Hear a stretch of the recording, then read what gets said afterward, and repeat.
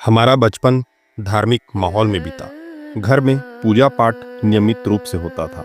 रामायण और महाभारत जैसे धार्मिक ग्रंथों का पाठ होता और हम सब परिवार के साथ बैठकर उन्हें सुनते थे। इसी माहौल में हमने भी पूजा पाठ, भक्ति और अध्यात्म में रुचि लेना शुरू किया। उस समय यह सब हमारे लिए एक आदत जैसा था, क्योंकि घर के सभी सदस्य इसे महत्व देते थे। लेकिन जैसे जैसे बड़े हुए, जीवन में व्यस्तता बढ़ती गई। पढ़ाई, कैरियर और दूसरी जिम्मेदारियों के चलते ध्यान भटक गया। धीरे धीरे पूजा पाठ से दूरी बनती गई और हम अध्यात्म से अलग हो गए। समय बदला, परिस्थितियां बदली और एक दिन ऐसा आया जब हमें फिर से अपने बचपन की याद आई। लॉकडाउन या किसी अन्य कारण से हमें पर्याप्त खाली समय मिला। इस दौरान हमने कुछ आध्यात्मिक वीडियो और सीरियल देखने शुरू किए। धीरे धीरे रुचि फिर से जागी और हमने अध्यात्म को गहराई से समझना शुरू किया। यह अनुभव पहले की तुलना में अलग था। अब हम केवल परंपराओं को निभाने के लिए नहीं, बल्कि उनके वास्तविक अर्थ को समझने के लिए अध्यात्म से जुड़े थे। लेकिन जब हमने यह यात्रा शुरू की तो हमें समाज और परिवार के विरोध का सामना करना पड़ा। जो लोग कभी खुद हमें भक्ति की राह पर चलने के लिए प्रेरित करते थे, वही अब इसे समय की बर्बादी कहने लगे। सवाल उठने लगे, अब अचानक इतनी भक्ति क्यों?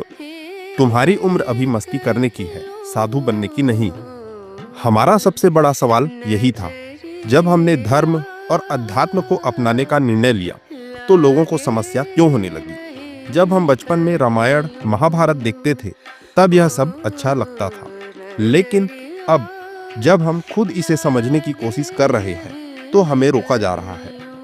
क्या यह विरोध इसलिए हो रहा है कि हमने समाज की सामान्य धारा के विपरीत जाने की हिम्मत की, या इसलिए कि लोगों को डर है कि हम उनसे अलग हो जाएंगे? अगर हम किसी बुरी आदत में पड़ जाते तो शायद यही लोग चिंता करते और हमें सही राह दिखाने की कोशिश करते। लेकिन जब हमने खुद को सुधारने और आत्मज्ञान की ओर बढ़ने का प्रयास किया तो हमें रोकने की कोशिश क्यों की जा रही है? असल में लोग केवल उन्हें रोकते हैं जो कमजोर दिखते हैं। जब कोई हमें ताने देता है, आलोचना करता है या हमारे फैसलों पर सवाल उठाता है तो यह उनकी गलती नहीं है, बल्कि यह हमारी कमजोरी की पहचान है। अगर हम वास्तव में मजबूत होते तो कोई भी हमें रोकने की हिम्मत नहीं करता। महावीर स्वामी के बारे में कहा जाता है कि जब वे चलते थे तो हिंसक पशु भी शांत हो जाते थे।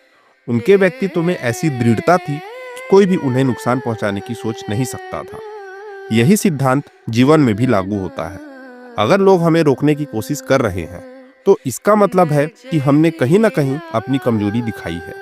हमें खुद को इतना मजबूत बनाना होगा कि कोई भी हमें रोकने की हिम्मत ना करे। हमें किसी से लड़ने की जरूरत नहीं है, बल्कि हमें खुद को उस स्तर तक उठाना है जहां कोई हमें रोकने की सोच भी ना सके।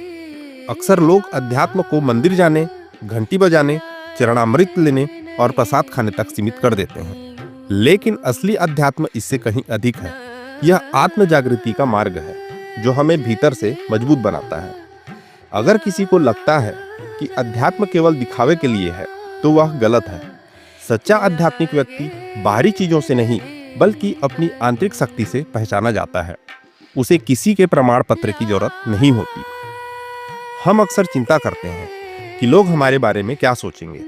हम अपनी हर बात के लिए समाज की स्वीकृति चाहते हैं, लेकिन सच तो यह है कि समाज कभी संतुष्ट नहीं होता। अगर हम कोई गलत काम करते हैं तो लोग आलोचना करते हैं। अगर हम अच्छा काम करते हैं तब भी लोग सवाल उठाते हैं। इसलिए हमें यह तय करना होगा कि हम अपने जीवन के फैसले खुद लेंगे, ना कि दूसरों की सोच के आधार पर लेंगे। जब किसी ने महात्मा बुद्ध से पूछा कि लोग आपकी आलोचना क्यों करते हैं, तो उन्होंने कहा, लोगों का काम ही आलोचना करना है। अगर मैं जंगल में जाऊं तो वे कहेंगे कि मैं कायर हूं। अगर मैं नगर में रहूं तो वे कहेंगे कि मैं लोभी हूं। मैं उनकी बातों की परवाह नहीं करता, क्योंकि मुझे अपने रास्ते पर चलना है। अगर हमने अध्यात्म की राह चुनी है तो हमें इस पर अडिग रहना होगा। हमें अपने आसपास के लोगों को समझाने की जरूरत नहीं है। अगर वे समझना चाहें तो समझेंगे, नहीं तो नहीं। जो लोग सच में हमारे भले की सोचते हैं वे हमें कभी रोकने की कोशिश नहीं करेंगे, बल्कि वे हमारा साथ देंगे। और जो लोग रोक रहे हैं उन्हें हमारे फैसलों से कोई फर्क नहीं पड़ता। अगर हमारे माता पिता हमें रोकते हैं तो इसका कारण केवल उनका डर हो सकता है। वे शायद सोचते हैं कि हम समाज से कट जाएंगे या हमारा भविष्य प्रभावित होगा, लेकिन हमें उन्हें यह दिखाना होगा कि हम अपनी राह पर पूरी दृढ़ता से चल सकते हैं। इस दुनिया में हर इंसान को अपनी राह खुद चुननी होती है। अगर हम हमेशा समाज की सोच के हिसाब से चलते रहें तो हम कभी अपने असली उद्देश्य तक नहीं पहुंच पाएंगे। अध्यात्म कोई दिखावा नहीं है, यह आत्मसमझ और आत्मविकास का मार्ग है। अगर हमने इसे चुना है तो हमें इसे पूरी निष्ठा से अपनाना चाहिए, बिना इस डर के कि लोग क्या कहेंगे। याद रखें, शेर को कभी यह चिंता नहीं होती कि भेड़ें उसके बारे में क्या सोचती हैं। अगर हम वास्तव में मजबूत बनना चाहते हैं तो हमें यह तय करना होगा कि हम अपनी जिंदगी खुद के नियमों से जिएंगे, ना कि समाज की उम्मीदों के हिसाब से।